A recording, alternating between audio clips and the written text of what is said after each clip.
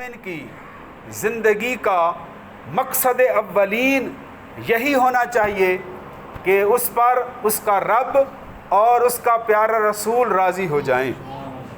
ہر وہ کام جو ہم ثواب کی نیت کے ساتھ کریں وہ عبادت کہلاتا ہے۔ اللہ تبارک و تعالی ہمیں خلوص نیت عطا فرمائے۔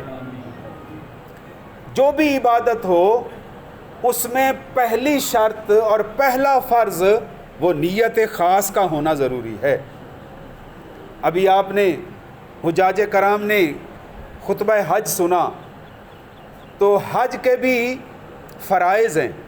پہلا فرض نیت، دوسرا احرام باندھنا، تیسرا وقوف عرفات، چوتھا طواف زیارت اور پانچواں ان سارے کاموں کو ترتیب کے ساتھ انجام دینا، یہ حج کے فرائض ہیں۔ اسی طرح کوئی بھی نیک کام کریں تو اللہ تبارک و تعالیٰ کی رضا حاصل کرنے کے لیے کریں۔ تفسیر مظہری میں حضرت قاضی ثناء اللہ پانی پتی نے فقہا کا یہ قول درج فرمایا ہے کہ مخلص بندہ کون ہوتا ہے؟ اخلاص والا، ریا سے پاک، نمود و نمائش سے پاک کون سا بندہ کہلاتا ہے؟ تو فقہا نے فرمایا ہے الذی یعمل للہ لا یحب ان یحمدہ الناس علیہ۔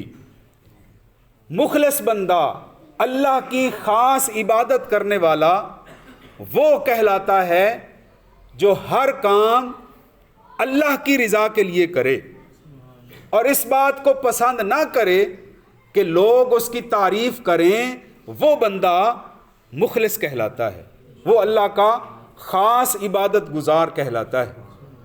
آج لاکھوں فرزندان اسلام اپنے اپنے جانوروں کی قربانیاں پیش کر رہے ہیں۔ میں نے پہلے بھی شاید عرض کیا تھا کہ دوسروں سے ہرگز نہ پوچھیں کہ جناب آپ قربانی کر رہے ہیں یا نہیں کر رہے، کون سا جانور لیا ہے، کتنے پیسوں کا لیا ہے، کتنے حصے ڈالے ہیں۔ ہو سکتا ہے جس سے آپ پوچھ رہے ہوں اس کے پاس ہمت نہ ہو، وہ اس سال قربانی نہ کر رہا ہو، تو جب آپ اس کو پوچھیں گے تو وہ ایک تو شرمندہ ہوگا، دوسرا اس کا دل ٹوٹ جائے گا، یا وہ اپنی جھوٹی انا کی تسکین کے لیے جھوٹ بولے گا کہ جناب میں نے بکرا خریدا ہوا ہے، میں نے فلاں جانور میں حصہ رکھا ہوا ہے۔ تو آپ کی وجہ سے آپ کا وہ مسلمان بھائی گناہ میں مبتلا ہو رہا ہے۔ راز راز رہنے دیں اور ہر ایک کے لیے یہ دعا کریں، مولا جس طرح میں قربانی کر رہا ہوں سب کو قربانی کی توفیق عطا فرما۔ اسلام نے دوسروں کے دل توڑنے کی اجازت نہیں دی، دلوں کو جوڑنے کا حکم ارشاد فرمایا ہے۔ اور مسلمان کا معنی کیا ہے؟ ماننے والا۔ ماننے والا کس کی؟ دوسروں کی نہیں، انسانوں کی نہیں، اللہ اور اس کے رسول کی ماننے والا مسلمان کہلاتا ہے۔ لیکن آج کل کا مسلمان نام کا تو مسلمان ہے لیکن مرضی اپنی کرتا ہے۔ اللہ اور اس کے رسول کی مرضی سے جب اس کی مرضی ٹکرائے تو کوئی بچتا ہے، ورنہ سارے اس سیلاب میں بہہ جاتے ہیں۔ اب دیکھیے، عبادت یا شرعی احکام کے 3 درجے ہیں: فرض، واجب، سنت اور مستحب۔ لیکن ہم اپنی مرضی چلاتے ہیں، کبھی واجب کو فرض کے درجے پر لے آتے ہیں، حتیٰ کہ مستحب کو بھی فرض کے درجے پر لے آتے ہیں، فرض چھوڑ دیتے ہیں، مستحب کو پکڑ لیتے ہیں۔ اس کی مثال، آج فجر کی نماز وہ فرض عین ہے اور یہ عید کی نماز یہ واجب ہے۔ تو بتائیے آج فجر کی نماز میں ہماری صفوں میں کتنے نمازی تھے؟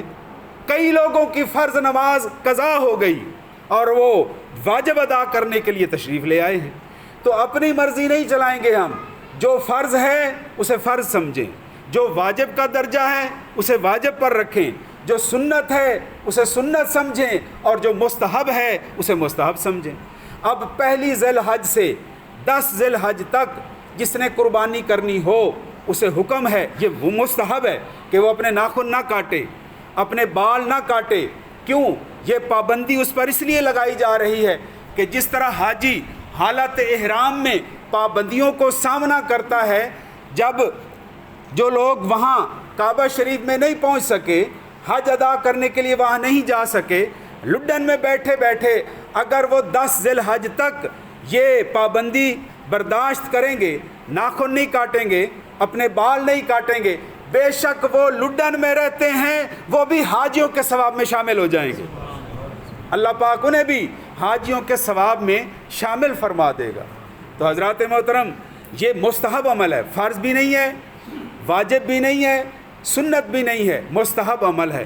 اب آپ کو یہ جو ڈیفینیشن میں نے ابھی کلاسیفیکیشن بتائی ہے کہ یہ 4 احکامات ہیں شرعی احکامات کے، تو اگر آپ کو کسی مسئلے کے بارے میں علم، دیکھیں ماشاءاللہ بادل کا ٹکڑا اللہ نے بھیج دیا ہے، تو جب کوئی مسئلہ کا سمجھ نہ آئے تو آپ علماء سے پوچھیں، اپنے ذہن پر زور دے کر اپنی سوچ کو دخل نہ دیں، بلکہ میں نے پہلے عرض کیا مسلمان کہتے ہی اسے ہیں جہاں اللہ اور اس کے رسول کا فرمان آ جائے وہ اپنی گردن کو جھکا دیں، اپنے آپ کو جھکا دیں، یہی اسلام ہے، اور یہی حضرت ابراہیم خلیل اللہ نے ہمیں درس دیا ہے، حضرت اسماعیل ذبیح اللہ نے ہمیں یہی سبق ارشاد فرمایا ہے، ورنہ 13-14 سال کا گبرو نوجوان کب چاہتا ہے کہ اس کی گردن پر چھری چلے؟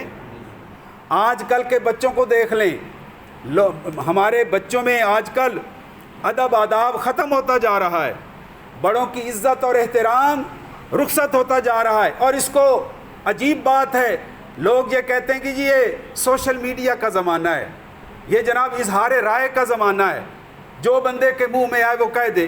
ایسا مادر پدر آزادی تو جنگلوں میں ہے، جنگل کا جانور کسی قانون کا پابند نہیں ہوتا، جو کسی معاشرے میں رہتا ہو، جو مسلمان کہلاتا ہو، اس کی اپنی مرضی نہیں چلے گی، مرضی چلے گی تو اللہ اور اس کے رسول کی چلے گی۔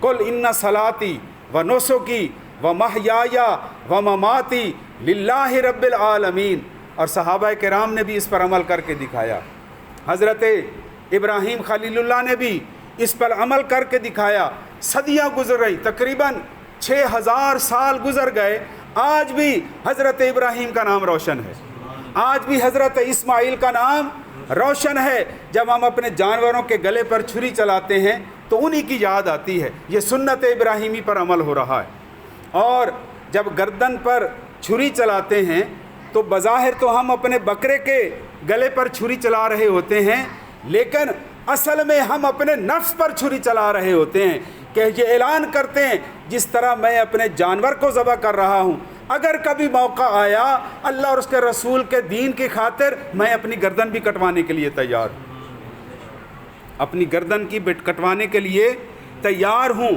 یہ قربانی کا اصل فلسفہ اور مقصد اور مدعا یہی ہے کہ بندے کے دل میں یہ خیال پختہ ہو جائے کہ میں 1,00,000 روپیہ دے کر جانور خرید رہا ہوں، میں 2 لاکھ کا جانور خرید رہا ہوں، تو یہ اللہ کے دیے ہوئے سے میں پیش کر رہا ہوں اس کی بارگاہ میں۔ اور سورہ کوثر میں بھی اللہ نے ارشاد فرمایا، انا اعطیناک الکوثر، بے شک اے محبوب ہم نے آپ کو خیر کثیر عطا فرما دیا، فصلی لربک وانحر، پس آپ اپنے رب کے لیے نماز بھی پڑھیں اور قربانی بھی دیں، ان شانئک ھو الابتر، بے شک آپ کا دشمن ہی بے نام و نشان ہوگا۔ تو قربانی کا حضور کو بھی حکم اللہ پاک نے ارشاد فرمایا ہے، تو نبی پاک علیہ السلام ہر سال 2 قربانیاں کیا کرتے تھے، ایک اپنی طرف سے اور ایک اپنی امت کے غریبوں کی طرف سے جو قیامت تک آنے والے ہیں، جنہیں قربانی کی ہمت نہیں ہوگی، ان کی طرف سے اللہ کے محبوب قربانی اللہ کی بارگاہ میں پیش کر چکے ہیں۔ تو اللہ تبارک و تعالی ہمارے جانوروں کی قربانیاں قبول فرمائے، اور جب جانور ذبح ہو جائے اس کے گوشت کے 3 حصے کیے جائیں، ایک اپنے گھر کے لیے، ایک رشتہ داروں کے لیے، ایک مستحقین کے لیے، اور آپ کو پتہ ہونا چاہیے کس کس گھر میں قربانی نہیں ہے وہاں آپ کا گوشت پہلے پہنچنا چاہیے۔ اور آج کل گوشت بہت مہنگا ہے، لیکن اللہ پاک نے قربانی کے ذریعے سے غریبوں کو بھی بوٹی نصیب ہو جاتی ہے، انہیں بھی گوشت نصیب ہو جاتا ہے، کیونکہ گوشت کو عربی میں سید الطعام کہا جاتا ہے، یہ تمام کھانوں کا سردار ہے۔ تو اللہ تبارک و تعالی ہماری قربانیاں قبول و منظور فرمائے، اور غریبوں کو ہمیشہ یاد رکھیں، انہی کی دعائیں سے اللہ تبارک و تعالی ہماری عبادات کو قبول فرماتا ہے۔ وما علینا الا البلاغ المبین۔